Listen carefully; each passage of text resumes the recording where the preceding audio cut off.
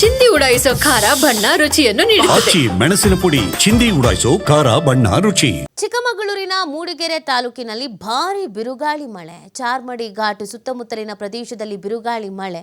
ಚಿಕ್ಕಮಗಳೂರಿನ ಚಾರ್ಮಾಡಿ ಘಾಟ್, ಕೊಟ್ಟಿಗೆಹಾರ, ಬಾಳೂರು, ದೇವರಮನೆ, ಬಣಕಲ್ ಭಾಗದಲ್ಲಿ ಧಾರಾಕಾರ ಮಳೆ ಆಗ್ತಾ ಇದೆ.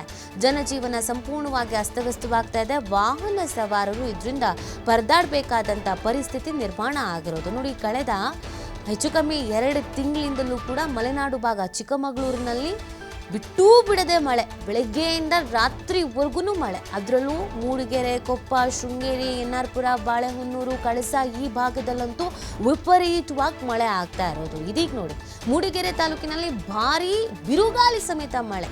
ಹಾಗಾಗಿ ಚಾರ್ಮಾಡಿ ಘಾಟ್ ಸುತ್ತಮುತ್ತಲಿನ ಪ್ರದೇಶಗಳಲ್ಲಿ ವಿಪರೀತವಾಗಿ ಗಾಳಿ ಮಳೆ ಆಗ್ತಿರೋದ್ರಿಂದ ಒಂದು ಸ್ವಲ್ಪ ಸಮಸ್ಯೆ ಆಗ್ತಾ ಇದೆ. ಜನಜೀವನ ಅಸ್ತವ್ಯಸ್ತ ಆಗ್ತಾ ಇದೆ. ಸಂಚಾರ ವ್ಯವಸ್ಥೆಯಲ್ಲಿ ವ್ಯತ್ಯಯ ಆಗ್ತಾ ಇದೆ. ಚಿಕ್ಕಮಗಳೂರಿನ ಚಾರ್ಮಾಡಿ ಘಾಟು, ಕೊಟ್ಟಿಗೆಹಾರ, ಬಾಳೂರು, ದೇವರಮನೆ ಹಾಗೆಯೇ ಬಣಕಲ್ಲು ಈ ಭಾಗದಲ್ಲಿಗೆ ಧಾರಾಕಾರ ಮಳೆ ಆಗ್ತಿರೋದು. ಮನೆ ಬಿಟ್ಟು ಹೊರಗೆ ಬರೋಕ್ಕಾಗದೇ ಇರುವಂಥ ಪರಿಸ್ಥಿತಿಯಲ್ಲಿ ಸದ್ಯಕ್ಕೆ ಅಲ್ಲಿನ ಜನ ಜೀವನ ಮಾಡ್ತಾ ಇದ್ದಾರೆ. ಇನ್ನು ಶಾಲಾ ಕಾಲೇಜಿಗೆಲ್ಲ ರಜೆ ಘೋಷಣೆ ಮಾಡಲಾಗಿದೆ.